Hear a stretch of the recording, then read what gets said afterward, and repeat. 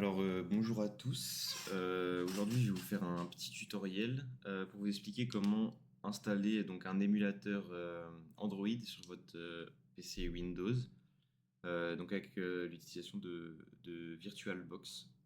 Donc dans un premier temps, on va télécharger VirtualBox, qui est donc un logiciel de machine virtuelle.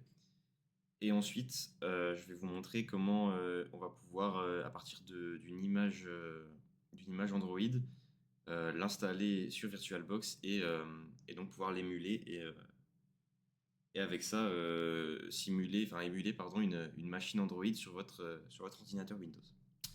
Donc dans un premier temps, vous allez vous rendre sur votre navigateur et aller sur le site de VirtualBox. Évidemment, je mettrai le lien en description de la vidéo YouTube. Donc une fois que vous êtes sur VirtualBox, Oracle VirtualBox, vous allez cliquer sur Download. Voilà, donc vous arrivez sur cette page. Nous, ce qu'on va chercher, donc moi je suis sur un PC Windows. Évidemment, si vous êtes sur un Mac ou sur Linux, etc., vous allez sélectionner ce qui correspond. Moi, je prends Windows. Ensuite, on va télécharger, bon, moi je télécharge sur le bureau, le point .exe. Une fois que vous avez ce point .exe qui va être téléchargé, ça va être plus ou moins long selon votre connexion, pardon. Donc vous allez l'ouvrir, bon, il est ici, double-cliquez, vous acceptez. Voilà, donc c'est l'assistant d'installation. Là, ça va vous demander si vous acceptez les termes de contrat de licence. Vous les lisez pas, ça vous regarde. Ensuite, on va tout laisser comme c'est. Et par contre, pour la location sur l'ordinateur, donc ce qu'il y a ici, vous allez sélectionner là où vous voulez l'installer. Donc on fait suivant. Interface réseau. On va cliquer sur oui. On va installer VirtualBox. Oui, encore. Bon, ça, c'est pas mal. Voilà, on installe. Une fois que ça va être installé, je vous reprends. Je ne sais pas combien de temps ça va mettre. Ça va dépendre de votre disque dur. Bon, en l'occurrence, ça a l'air d'être assez rapide. Je ne sais pas si je vais faire une coupure ou pas dans la vidéo. Voilà, donc c'est installé. Une fois que vous avez installé, bon là, ça va le démarrer tout de suite. Nous, on peut le faire, mais avant, il faut qu'on télécharge quelque chose d'autre. Donc, je vais faire terminer. Ça va le démarrer automatiquement, normalement. À partir de là, vous pouvez supprimer le point .exe. On n'en a plus besoin parce que l'application est installée. Voilà. Donc, vous avez l'application. Maintenant, ce qu'il va falloir faire, ça va être de retourner sur votre navigateur. Bon, moi, j'ai le lien. Je vous mettrai évidemment le lien en description, les mêmes liens. Vous allez retourner sur votre navigateur et aller télécharger un fichier ISO de Android x86. Donc voilà. On va prendre celui-ci qui est en bas là. Bon, après, ça va évoluer évidemment avec le temps. Il va peut-être y avoir des nouvelles versions. Là maintenant, on attend la fin du petit compte à rebours pour télécharger le fichier. Une fois que c'est fait, pareil, hop, on télécharge sur l'endroit où on veut. Et là, on va attendre la fin du téléchargement. Donc c'est pareil, encore une fois, c'est plus ou moins long selon votre connexion. Une fois que ça va être téléchargé, donc là, on a notre fichier ISO qui est ici, sur notre bureau. Si vous l'avez téléchargé sur le bureau, sinon ça va être dans les téléchargements, je suppose. On va pouvoir se rendre sur VirtualBox, appuyer sur Nouvelle, créer une nouvelle machine. Donc là, vous l'appelez comme vous voulez. Moi, je vais l'appeler Android. Ensuite, vous allez sélectionner sur quel endroit de votre PC vous voulez l'installer. Moi, pareil, je vais faire sur le SSD D et je vais créer un nouveau dossier que je vais appeler Android. Voilà. Je sélectionne. Là, dans ISO Image, vous allez sélectionner l'image que vous venez de télécharger. Donc voilà, Android x86 9.0 pour moi. Vous faites ouvrir et maintenant vous faites suivant. Là, ça vous demande combien de mémoire vive et de processeur de cœur de processeur vous voulez allouer à votre émulateur. Moi, je pense que je vais mettre 4 Go de mémoire vive et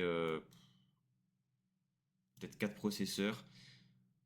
Ça va dépendre de votre configuration de votre ordinateur.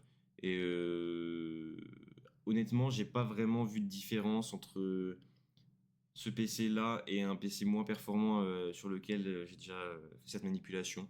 Donc ça va être, ça va vous concerner. Faites comme vous le sentez, évidemment, essayez de ne pas aller dans le orange, dans le rouge, parce que sinon ça risque de prendre trop de ressources sur votre ordinateur. On fait suivant. Moi, je vous conseille de créer tout de suite un virtual hard disk. Donc, ça veut dire créer un disque dur virtuel. Donc, en gros, c'est une partie de votre disque dur qui va être allouée à cette machine virtuelle.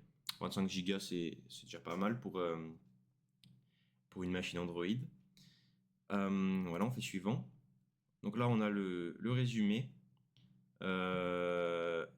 Donc, on peut voir que c'est les paramètres plus ou moins qu'on vient de faire. Donc maintenant, on fait finish. Une fois que c'est fait, là, c'est pas fini.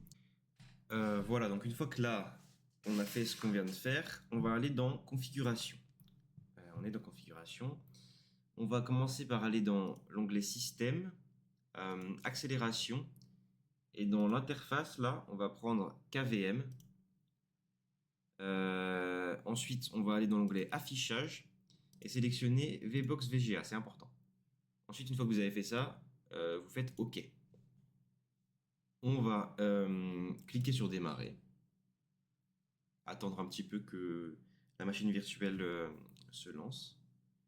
Voilà, donc elle se lance doucement. Une fois qu'on arrive ici, on va sélectionner avec les flèches du clavier Advanced Options et sélectionner auto-installation. C'est le plus facile. Et on clique sur la touche Entrée. Voilà. Donc là, on sélectionne Yes. On appuie sur Entrée.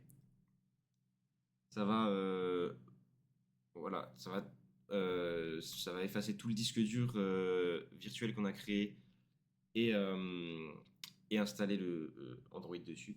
Une fois qu'on arrive ici, on fait OK. On ne change pas. Et normalement, votre machine virtuelle Android va se lancer. Ça peut être plus ou moins long, évidemment, ça dépend encore une fois de votre machine. Donc là, on a l'endroit où il faut commencer à configurer sa machine. Bon, là, en l'occurrence, français, parce que je parle français.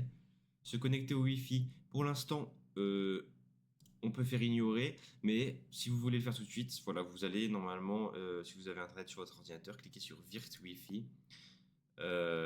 Et ça devrait se connecter et faire en sorte qu'il y ait du Wi-Fi sur votre machine virtuelle Android.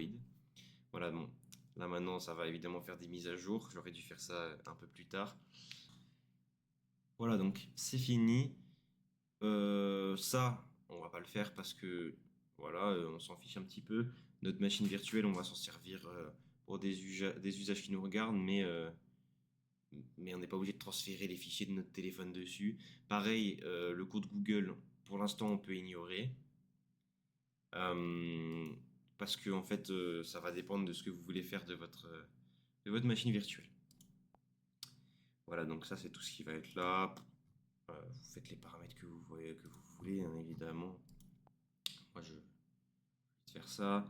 On va pas mettre de code PIN, puisqu'en fait, si vous êtes sur votre PC, c'est que vous avez déjà déverrouillé votre ordinateur, donc il n'y a pas de, a priori, il n'y a pas de danger. Voilà, donc ça, on sélectionne Quick Step, et voilà, vous avez installé votre machine virtuelle. Donc, une fois que vous avez fait ça, maintenant, ce qu'on va faire, on va éteindre la machine virtuelle. On l'éteint comme ça. Et on va aller dans les paramètres, dans la configuration. Et dans l'onglet stockage, on va retirer l'ISO, puisqu'en fait on en a plus besoin, vu que maintenant qu'on a installé notre machine virtuelle, on a ce qu'on appelle un point VDI. Donc c'est notre machine virtuelle là, qui est ici, qui est dans le contrôleur SATA. Voilà. Maintenant que c'est fait, on fait OK. Et alors attention parce que maintenant, quand on redémarre, ça va changer l'interface un petit peu. Mais il n'y a pas de souci à se faire, c'est normal. Ça va, euh, Ça va nous demander qu'est-ce qu'on veut lancer. Bon, nous, on va prendre la première option, parce que debug mode, etc., c'est quand il y a des soucis techniques. Bon, là, en l'occurrence, il n'y en a pas. On fait entrer, un petit chargement, et, euh, et voilà. On va avoir donc notre machine virtuelle qui se relance, et vous avez donc votre tablette Android qui est émulée sur votre ordinateur. Voilà, donc j'ai installé une petite application pour vous montrer que ça fonctionne bien. Donc c'est assez simple, on a une rose des vents. Là, c'est l'équivalent de ce qu'on appelle un code grey. Quand on va cocher, ça va changer les bits. Voilà, et en cliquant, peut faire tourner cette rose des vents euh, selon les bits qu'on coche. Voilà. Donc voilà, j'espère que ce tuto va vous servir. Si vous avez des questions, n'hésitez pas à les poser dans les commentaires. J'essaierai d'y répondre dans la mesure du possible. Et puis voilà, passez une bonne journée.